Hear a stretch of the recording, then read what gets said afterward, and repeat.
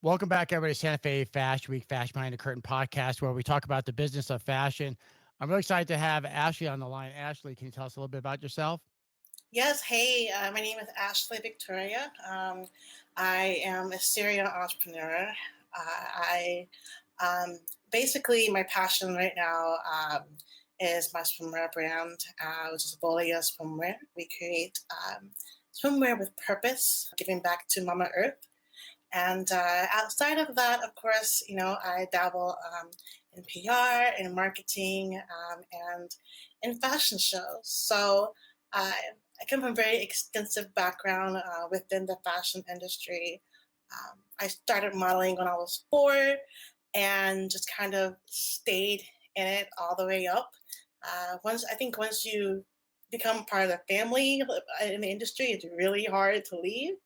Um, so I've been doing this whole shebang for, let's see here, I just turned 40, so let's say over 25 years now, and it's been cool. That's awesome. So, have you always been into swimwear? Has that always been the product you've produced? Actually, no, I never in my life said, "Hey, I want to make a swimwear brand." No, um, Mhm. I was I was about maybe 10 years in of producing fashion shows for New York Fashion Week and Miami Swim Week. My I guess my forte, what I'm really into is lingerie and swimwear, right? Um, and so because of that, I was actually really just kind of getting burnt out producing fashion shows. Yes, I was having fun meeting great people, but I didn't have any kind of sense of like fulfillment afterwards. Like there was no purpose that I was feeling in fashion show production. And so, I kept asking uh, Mama Earth, higher power, universe, like, what can I do? Like, I want to stay in this industry, do something completely different. And I just kind of let it come to me. And I literally dreamt this swimwear brand. I had models walking the catwalk while wearing like NASA inspired swimwear. There was uh, exhaust from like a spaceship coming from the side of the runway as if it was like about to take off or had just Mhm. landed.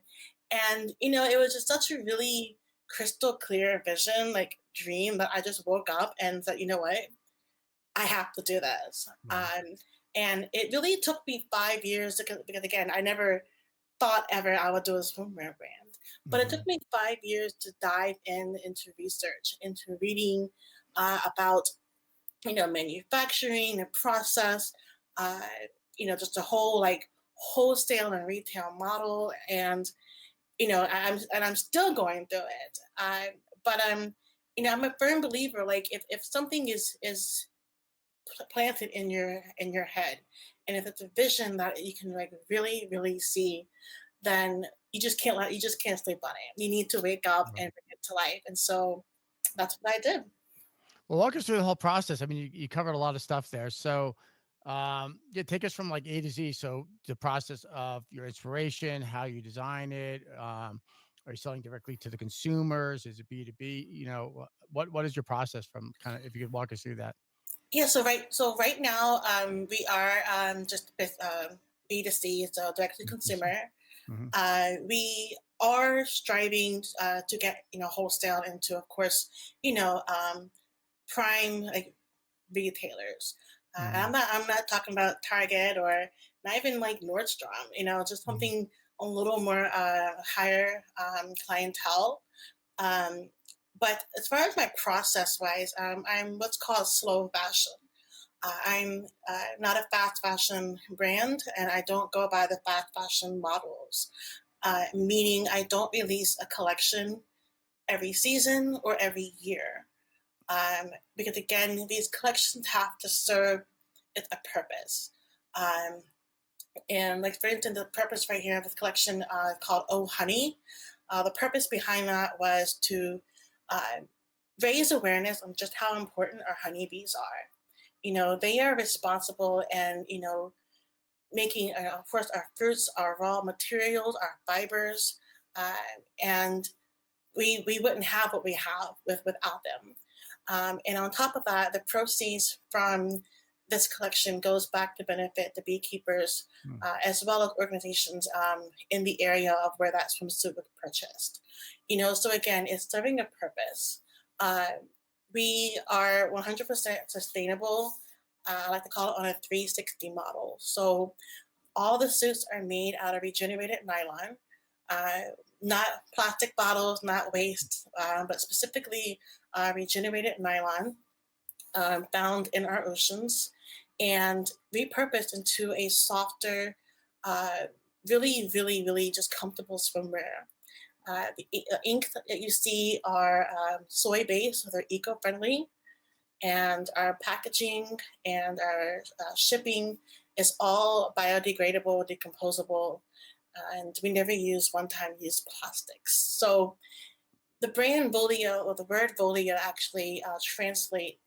It's an Italian word, and it translates into wish or desire. And I chose the wish side of the Mhm. translation, and our wish is for a cleaner, healthier, better world. And it's just more than just swimwear. This is making an impact um, to raise awareness about our fashion waste in general, which is more than 70 tons a year.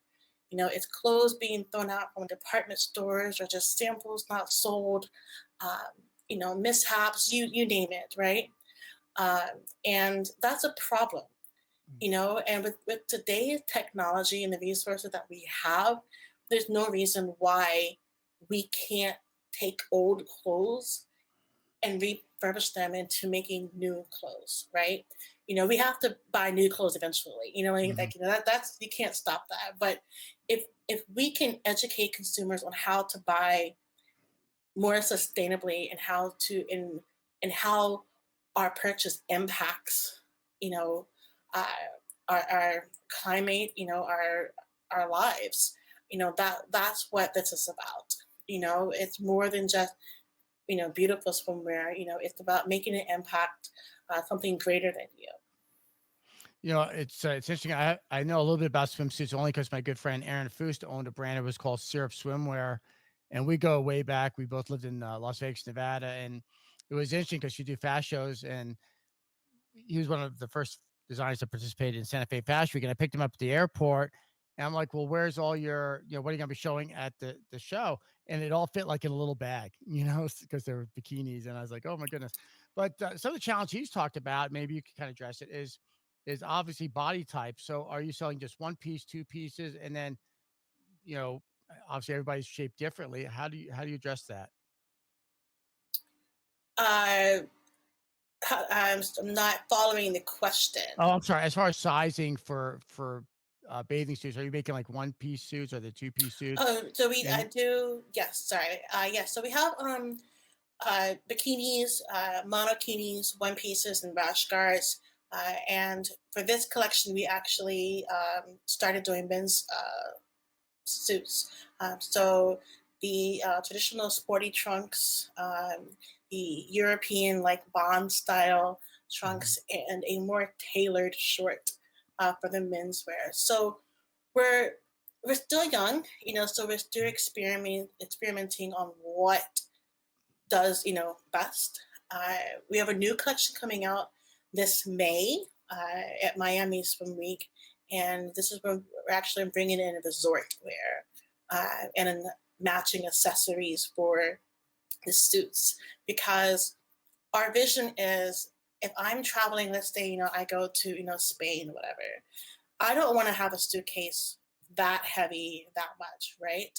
So if I can have maybe just two or three suits, if that, that Mhm. can really transform into, five, six, seven different styles, that's what we want. We want to be able to show you that, less but more. So like this piece right here, uh, this top actually converts into 12 different looks because it's not only reversible, but it's versatile as far as where the ties and connectors are. So, you can buy one bikini and have Mhm. 12 different looks for the rest of the summer and not have to worry about another girl on the beach having the same suit as you. That's incredible. So going back to the sizing issue, is that been an issue? Like when somebody buys it, because I'm guessing they all buy it online for the most part. You're selling directly to consumers? One thing that I have learned, again, starting out, is for the most part the bikinis are always true to size. So bikinis are easier to just for sizing purpose. The hardest are the one pieces. If you have a really long torso, it's not going to work for you. And since we're not in department store, you just can't go in and try it on and figure it out. You have to buy it first and then get it and then email me and be like, "Hey, can I send this back? Do you have a longer size?" Mhm. And I get it. I'm like, unfortunately, we don't have a longer size right now. Um, but that has been some hiccups I've experienced. And right now, we only go up to a size 12 in women's. Um, the plus size market, while it's there and while it's needed, um, Mhm. it's really expensive. It's really hard to a joke or not Starbucks. I can't accommodate to every Right, right. single Mhm. size. I can do what I can, and if we get more people asking for a size larger than 12, then absolutely. But right now, kind of in my fourth year, fifth year in business, I haven't gotten any requests for larger sizes. Cool. So you have a marketing background and a fashion show production background. So can you tell us about like your process for marketing your brand and maybe give some suggestions for, because I think a lot of emerging designers watch our podcast or listen to our podcast. Some suggestions as far as marketing. Yes, and I'm gonna steal this suggestion because it was passed down to me Mhm. from another designer, Rebecca Minkoff, which many of us know. Um, she was actually on another podcast, and she was explaining about how she went to this summit, and it was a bunch of engineers, and these engineers said they have what's called a failure funnel, and she's like, "That's what you need to do. All of your marketing ideas, all of your concepts, all of your, your ways on how you want to promote your brand, just start doing it. Start trying it out. Try social media, working with influencers. If that works, great. Keep working with it. If it doesn't, throw it in the failure funnel and start over different. Are you good at networking? Maybe a collaboration with another brand, and it can be in the same industry. You're not in. I don't want brands or even emerging designers to ever think they're in competition with another brand, right? Yeah, there are a plethora of other swimwear brands out there, but I'm not in competition with them because I know solid my purpose and I know what I'm after. And I think if brands and emerging designers can also take that, their marketing and how they promote their product will come a lot easier to them. Uh, I don't think there's any right or wrong way on getting your product out there. It's all about your preference, who your demographic is, who you want to connect. You don't want everybody to have your product, right? If you try to get everybody, you lose everyone, right? Right, So right. it's just really being strategic, really being okay. If I do, these Facebook ads, of course, have your A, B, and C options, right? Take the time to actually figure out what that ROI is, or figure out what that investment is going to be, um, and just keep trying. And you can't not stop trying new things to market your brand. I mean, think about it. God forbid, McDonald's, right? They don't have to market their Big Macs ever, Mhm, but they mhm. still do. You know what I mean? So it's the same thing, with your product. You need to continuously put it out there, try new things, try different markets. If it works, congratulations. If not, that's okay. Just go on and just keep doing it. Well, I think you have a really great specific brand story. And as far as fashions, now that you're on the other side of the spectrum, if you will, now that you're producing clothing and stuff shows, do you still participate in fashion shows and fashion weeks? Yes, I cannot get it out of my blood. Mhm. I tried, like I told you earlier, I tried so hard to really walk away from it, and it's just like just keep coming back. It actually came back, I think, 3 years ago. I I was asked to help out with a New York Fashion Week show, and sure, why not a trip to New York? Let's go. Mhm. But yes, I am still heavily involved in New York Fashion Week as well as LA Fashion Week and Miami Swim Week. So are you showing your collections at those events then? I'm not showing at New York or LA, but I am showing at Miami. Cool. So can you give some, because obviously I produce a fashion week. Can you give some suggestions on how a designer can get the most out of participating in a fashion week or fashion show? Oh, some suggestions, right? Yes. I don't even know where to start on this one. So, whew, the first things, if any designer or any brand that wants to register for a fashion week, they need to register with intention. Not because they want the glitz and the glamour and the Getty images, right? Mhm. That intention has to be really strategic. They need to ask themselves, okay, what do I want if I'm, for instance, showcasing, Santa Fe Fashion Week, right? What is the overall outcome and goal that I want from my brand?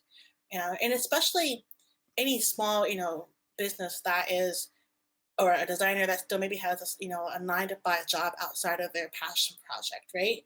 They really need to look at what is being presented in front of them. They need to understand that it's a process. Just showcasing your collection at any fashion week, doesn't matter if it's London, Milan, Tokyo, Santa Fe, doesn't matter. At any fashion week, you have to utilize that and work it to make it work for you. Being in a show is not going to give you sales. It will help you, obviously, using, the content and the networking and, if you bought your line sheet to the buyers who attend, absolutely. But just thinking that your, Shopify account alerts are going to go off the minute, Mhm. you finish showcasing, absolutely not. When I do work with brands who want to showcase, in fashion weeks, I that's a question I ask is what is your goal? What is your overall purpose? Like why do you want to showcase? And if they say to make like more money in sales, it's done. I can't tell you how many times amazing, super talented designers, great collections are A, never come back to a fashion week, and B, their business is out of business within a year after showcasing. Was because they didn't have a strategy. They didn't have that intention and overall clear vision or goal of what they want to achieve at Fashion Week.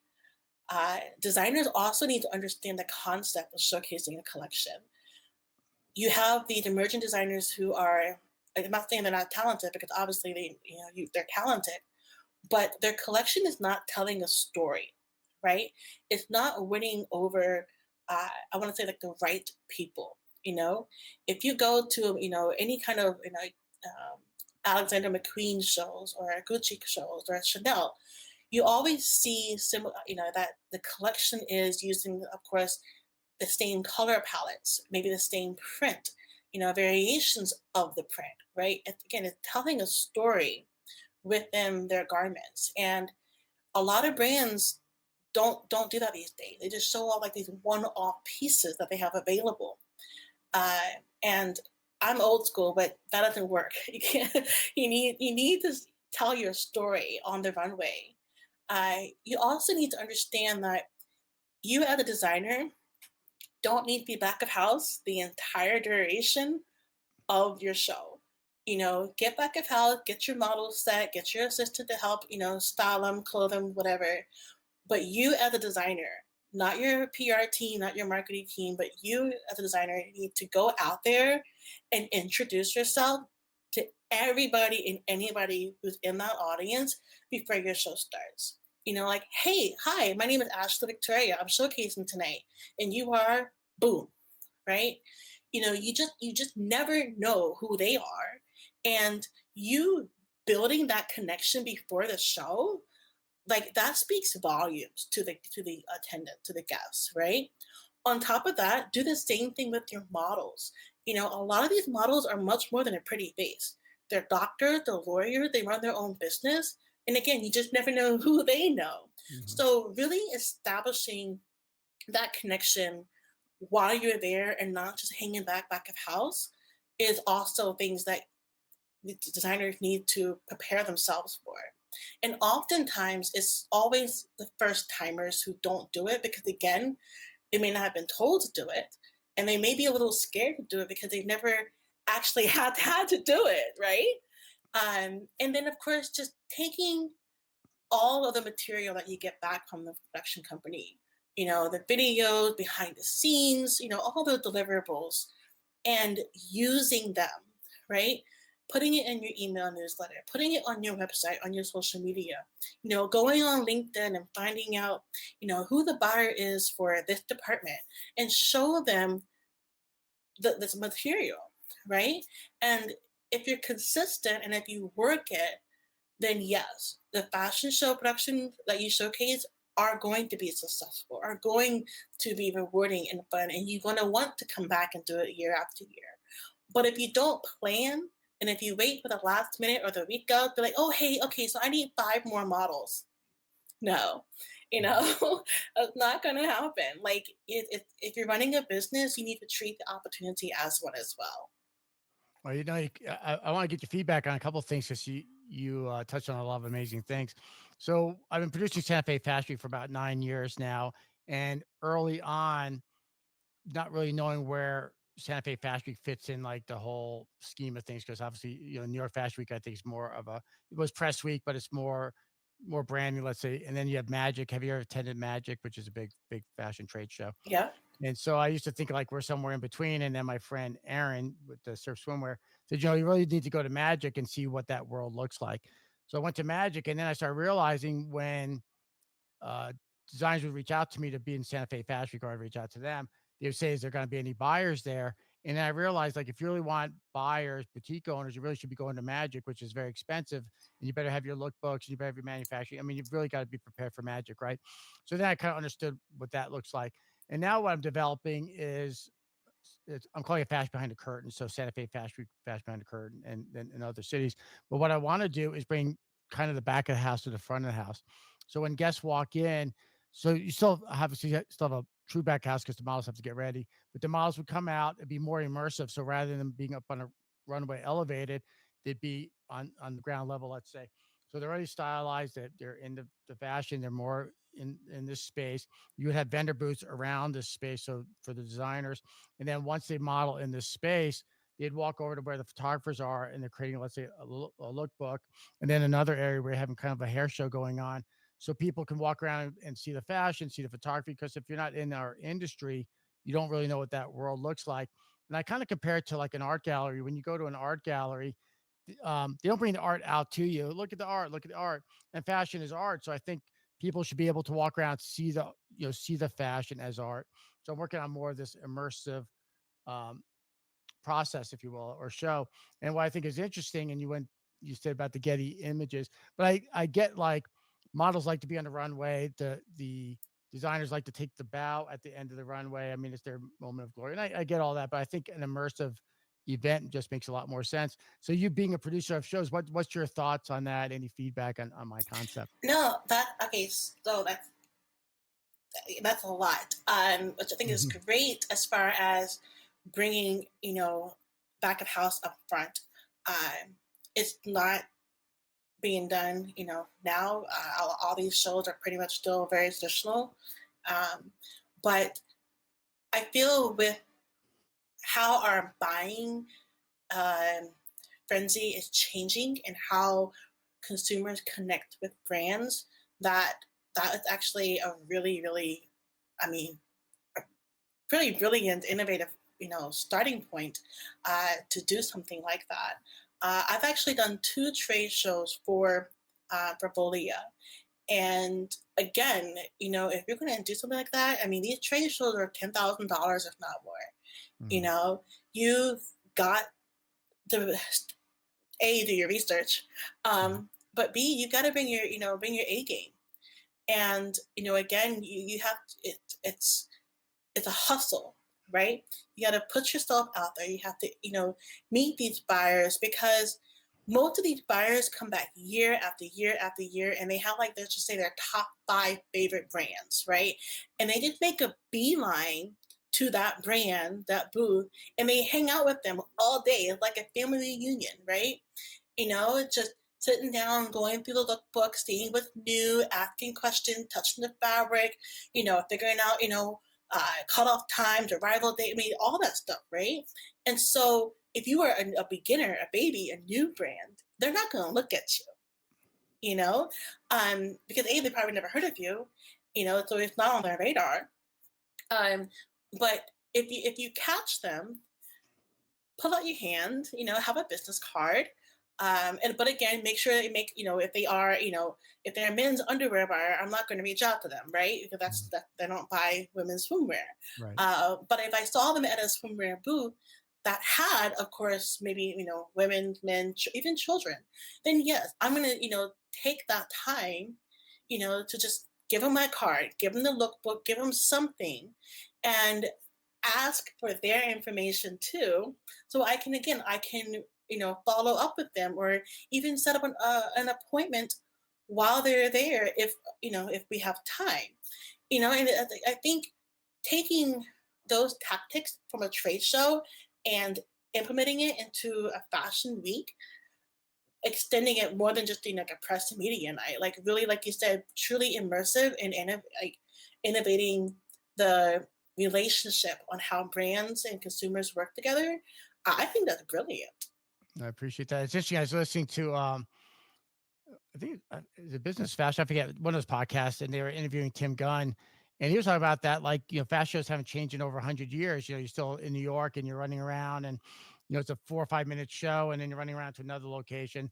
And so this whole thing with COVID and whatever kind of gave me an opportunity to sit back and go, I think the runway show is a little played out. And then I think you're also seeing a lot more of these fashion films where a lot of big designers aren't participating in fashion shows. They're making even more like a three-dimensional video, if you will, that lives on social media. So again, fashion shows back in the day, I mean, before there was cameras and video, you had to go to a physical location and see the fashion. And then of course, Absolutely. right, and then you have illustrations, and then you have photography, and then you have videography, and now you have social media. So the days of actually having to go to a physical event, I think the benefit of going to a physical event is what you talked about earlier, is the networking and the relationships. Where if you're just shooting video, which I think videography is very important, but it's kind of one dimensional, right? You put the video out, maybe you'll get some comments. So I think like these fashion films, more of these immersive events, to me But make a it's little bit more sense. also it's Yeah. also scientifically proven too. If you think about like just thinking about touring, right? Let's say I want to go to Scotland, right? So I'll get a book on Scotland. I read about it. Oh, cool, different places. But the moment I actually step in to, whether that, that tourist mark or the tour guide, whatever, and actually sense it, feel it, smell it, and see it, Mhm. right? I mean, I can't taste it, but I can taste maybe the salt from the, Mhm. ocean or, in Right. the air. But when you get that physical sense, you know, you remember it better, right? It's an experience that you really you can't forget it that easily. But if you're looking through a book or a page or even a video, Mhm. it's not going to stick to you the way it would as in person. We're human. We have to have that.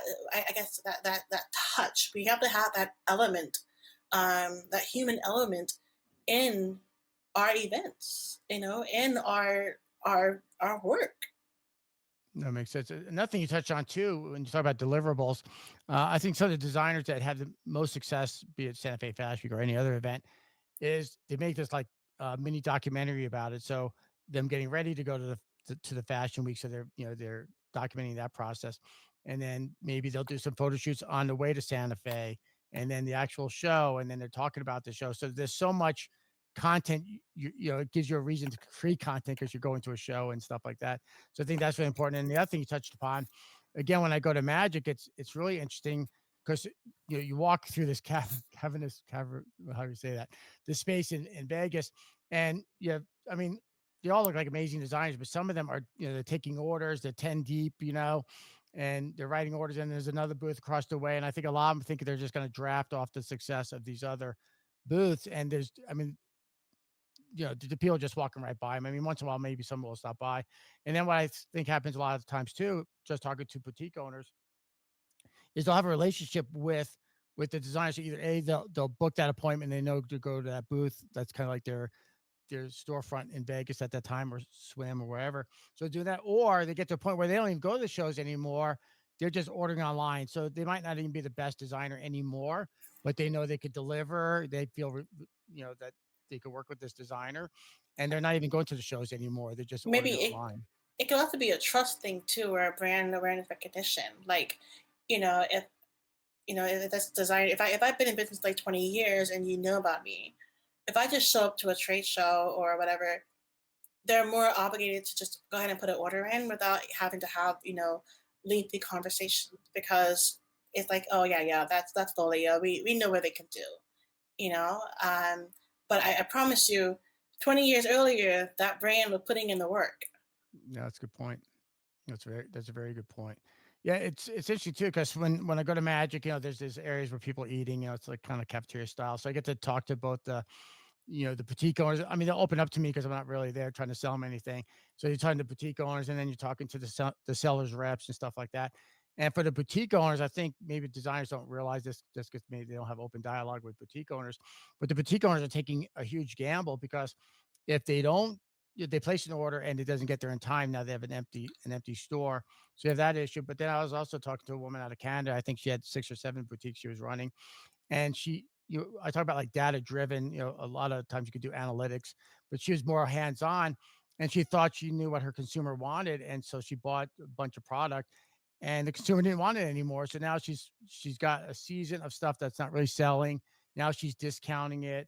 And so there's a lot that goes into both, obviously, the designer taking the risk of making something, but then the boutique owner on the other end saying, oh my God, I hope this stuff sells this season. For sure. And she's not the only uh, brand that has happened, because I've had another client that is going through clean out right now, going through their winter clearance, Mhm. because missing of the manufacturer didn't get the product in on time, so she missed her shipment window to her stores, and then just just ordered too much, right? Mhm. Uh, Yeah, and you have the other side too, where I've heard horror stories where, I don't know if the designers are getting a partial deposit or whatnot, but then they ship the stuff and the order gets refused, or the business isn't even in business anymore. So, I mean, there's a lot of horror stories. I think there's such pros and cons, like what you're doing, selling directly to consumers, and then you have to deal with people returning stuff that can't fit stuff. So there's pros and cons to every business model. I think fashion is such a difficult industry. You have companies that, let's say, the designer is very excited. They got an order. They went to Magic, or they went they went to a fashion show, and they maybe get a deposit, I guess, and then they ship it out, and the order's refused, or the business is no longer there. So there's a lot of risk, either selling directly to the consumer, selling directly to the consumer, or selling online. What's your thoughts about that? yeah, so from my previous experience, I've spoken with a lot of different showrooms and wholesale sales teams who specialize obviously in pitching your lines to department stores and brand and other retailers. And I was talking to one of them uh, about the process, the lengthy process, because I was kind of getting upset and frustrated. Mhm. I'm like, why? I get all this amazing feedback. Oh my God, we love these styles. Great print. I love the vision. Price points, amazing, right? But why haven't you placed the order yet? Right? If you love me so much, why haven't you placed an order yet? And so I was asking, of course, those questions to my sales girl, and she explained to me, really politely, that these companies have buying times and buying cycles. She said that I can pitch your brand, let's say in January, right? But that company mind is not their budget right now. It's on 3 brands.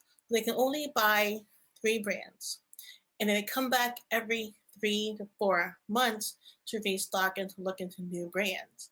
So she said, your January, pitching efforts are going to continue into February, March, April, and May, and possibly get another set of eyes from that buyer to again look over the brand. She said, so it can take a whole year, for just let's just say anthropology to pick up uh, your brand because of budget constraints, right? Because again, they already have their budget allocated to certain brands that they know they want to continue to bring back. The other thing is too is she was kind of playing like a devil's advocate. She's like, why do you want to be in department stores so bad? Like, Mhm. why do you want to be? And I'm like, well, I was again thinking sales, thinking, numbers. I'm like, I can do very comfortably if I had a wholesale account, right? If I already knew that this company paid X number of dollars for this amount of product, I'm not spending money out of my pocket to produce the product. The company has already practically paid for that. Mhm. But then she's like, there's so many things that recommend department stores that just don't always go the way you want. She's like, you really should focus on just direct to consumer. She's like, that's where it is, is being like your friend, very hands on, showing it's being transparent, you know, explaining to your customers why you increased your prices, explaining to them why we stopped producing this collection or, whatever it may be. Mhm. Because someone once told me this a long time ago is that you sell you, they buy it, right? People are going to purchase products from your brand because they're genuinely interested in what you're doing as a company or as a person, right? They want to be a part of that. They want to support that mission, that ethos that you're bringing. And if they know about it, they're more willing to pay for, $400 for a bathing suit instead of going to Target and buying one the same color for $10, Uh, and I feel like if we can get again more human interaction into what we're doing, like having a really purposeful brand that makes sense, having a Mhm. brand that really serves purpose, can do a lot of things. It can cut back on our waste on consumerism because we're only buying what we need and not because it's a trend, not because it's TikTok viral, right? Right, right. But also it can help businesses on all parts of it of their model. It can help them with their growing their business, paying their employees, doing reaching out different out uh, project that they want to incorporate, and it's a domino effect really.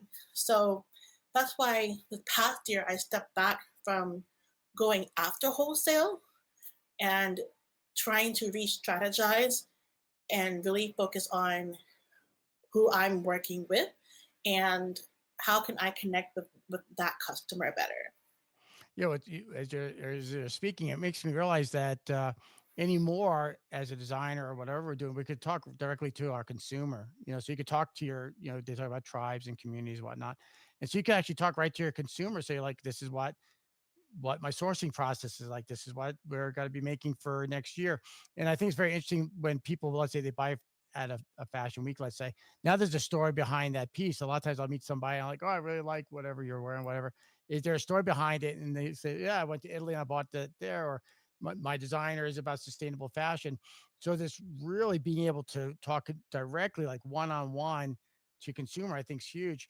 I'm working on, I'm going to pitch this other project I'm working on.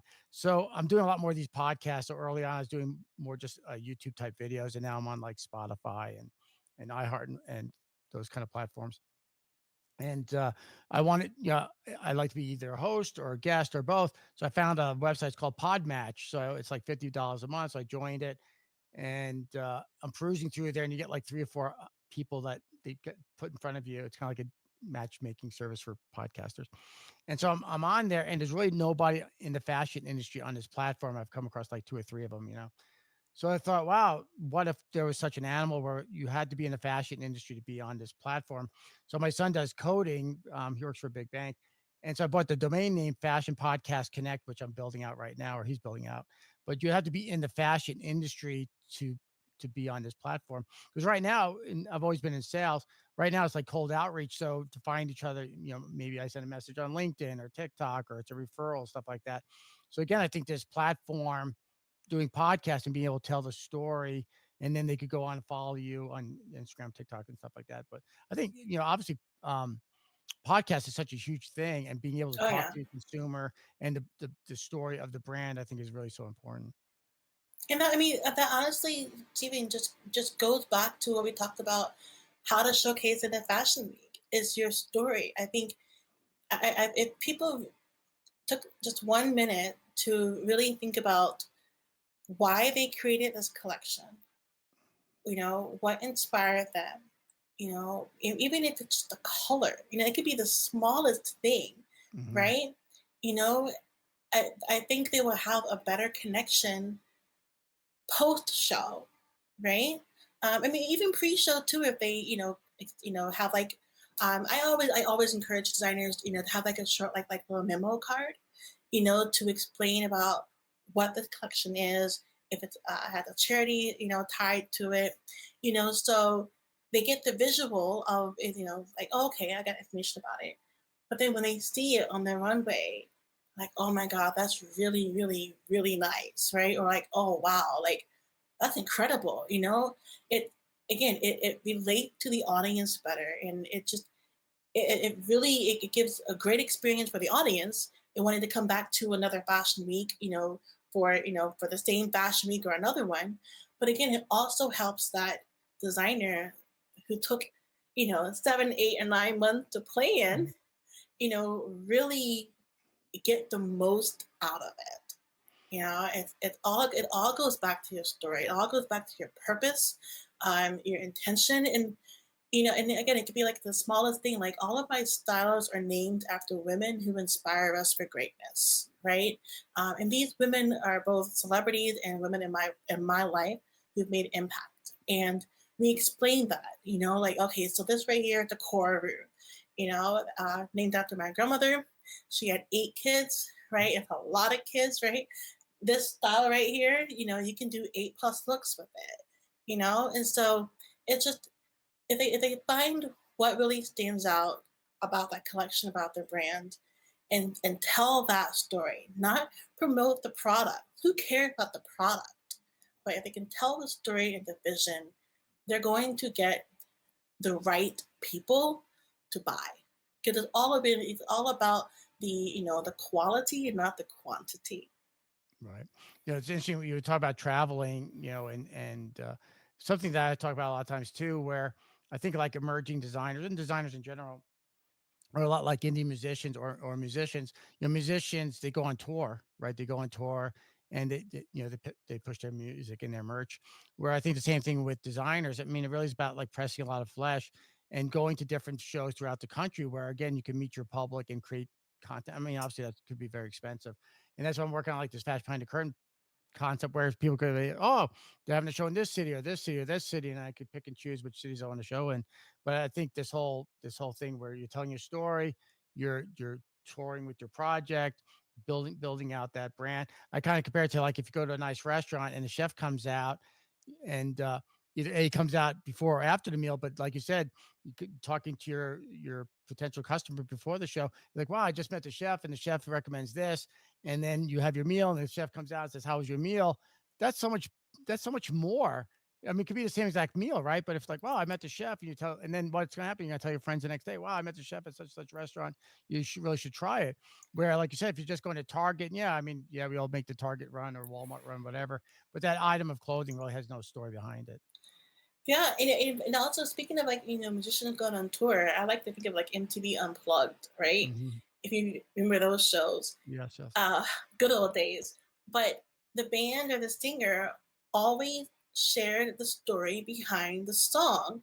And then you could have heard that song like 10,000 times before the concert, right? But then Mhm. when you get to the concert and he or she tells why and how they wrote the song, when you hear that song again, Yeah. it registers completely different than what you initially thought it was about. Or it really hits you like, oh my God, like that's what she meant, Mhm. same again, same thing. It's just like who cares about the song, Yeah. right? Yeah. It was the story behind how she or he or she wrote it. And then, like, again, that goes like same thing with food and taste, they always tell like Italian moms, Nona's always putting like the love and the passion on how they made, dinner for the night. And it tastes better than ever, right? Mhm. Why? Like just it's the human element that goes into it. So Right, right. We'll wrap it up here in a second, but yeah, my mom always says this is your grandma's recipe, So like yeah, I have fond memories of grandma's cooking.